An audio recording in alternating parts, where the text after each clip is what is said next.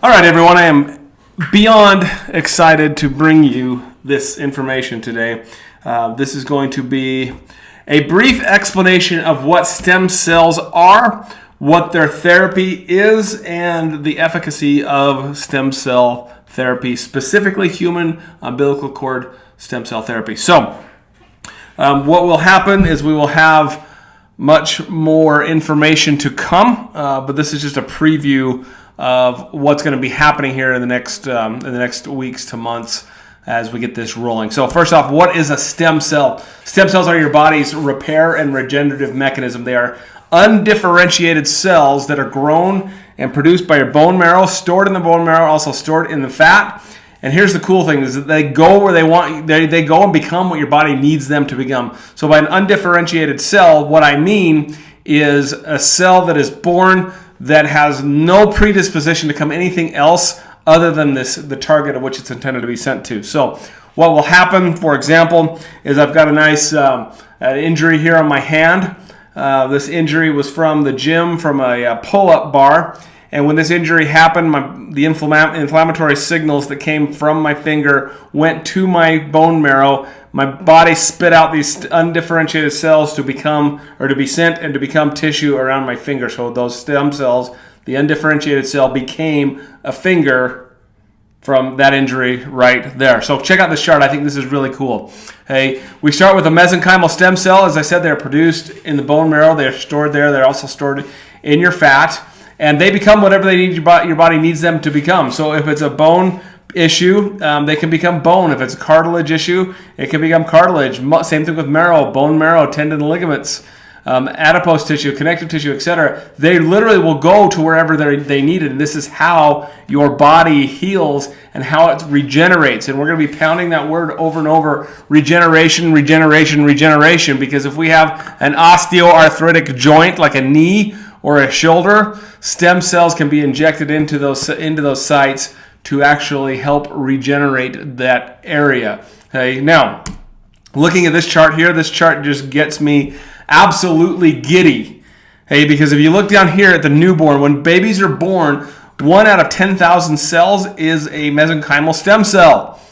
As we age, as we hit a teenager, we get 1 out of 100,000. If we go all the way over here to age 80, we get 1 out of every 2 million. So you can see as we age, the quality of the stem cells that we produce and the quantity drops drastically. The reason why teenagers bounce, why my stepson can get an injury to his ankle where he hears a pop, hits the floor during a basketball game, and can get back on the court in about a week, is because he has a lot of these. He has a lot more stem cells than, say, I do. Okay, so he's producing his own 17-year-old stem cells versus me producing my own and less of my 40-year-old stem cells. So that's why we age, is because we can't produce these stem cells, and the quality and the quantity of these stem cells is actually reduced. So when it comes to therapy, there's 4 options. Well, there's 3 options. Okay.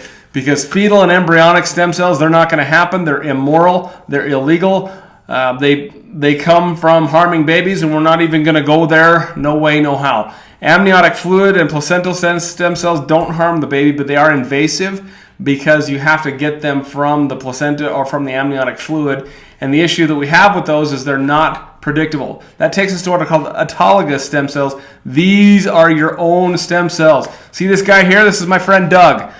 Doug is he is the father of some childhood friends of mine, and he had bone cancer.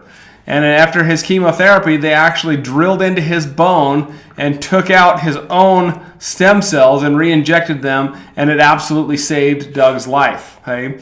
Now, he did get, I'm not going to tell you how old Doug is because I don't remember, but actually I think I do. I think he's 65 because he just got on Medicare. Okay? The problem with that is, A, it's expensive, and B, you're getting 65-year-old stem cells if you're 65 years old, so they're not going to help osteoarthritic conditions as much. But for Doug, they absolutely saved his life. That takes us to this human umbilical cord tissue. This is HUCT, H-U-C-T. This is what we're going to be using in the office here. No one is harmed when we harvest these cells. There is no chance of these cells creating a rejection type reaction because they're undifferentiated cells and they come from human umbilical cord tissue or human umbilical blood, which comes because the mom signs off a waiver after the birth that they're going to take the cord blood, they're going to bank the cord blood, and they're going to harvest the stem cells from those cord blood. So by the time they're harvested, mom and baby are on their way home. There's absolutely no harm to either one of them, and the best part about this is that we can predict how many stem cells we get per milliliter, which makes them a lot more effective. So what are they effective in treating? Well, back to the mesenchymal stem cells, innately they know where they need to go, they know what they need to do, and they can stimulate the body's self-healing system. So research-wise, the science is there. There's 5,300 studies worldwide on the efficacy of human umbilical cord tissue stem cell therapy. There's 460 studies going on in the United States right now. You can take a look through this list. I'm not going to sit here and read it, but you can see everything that it's been used for, and it's shown a lot of hope in treating just by using these stem cells. So what are we going to start with? Here's where we're going to start. Chronic joint pain, chronic back pain, knee injuries, osteoarthritis, all day long. You inject, there's two ways to do it. You can either do it via IV or you can inject it directly into the joint. No, I'm not going to be doing it. We are currently looking for a nurse practitioner to do it. But if you inject it into these joints, you can literally take someone who's a bone-on-bone arthritic case and let them avoid surgery by a simple injection of stem cells. So that's the exciting thing that's coming. So what's next for us? Well, what's next is you got to keep checking your email because we're not ready to rip with this yet. I'm just telling you that it's coming. There will be webinars and seminars on this topic, but for now, I've got to find and train a nurse practitioner. So if you know a nurse practitioner that's looking for a part-time opportunity that is going to rock, please send them my way. Otherwise, we're looking, and as soon as we can get this rolling, we'll have more information for you. So thanks a lot, and we'll see you soon.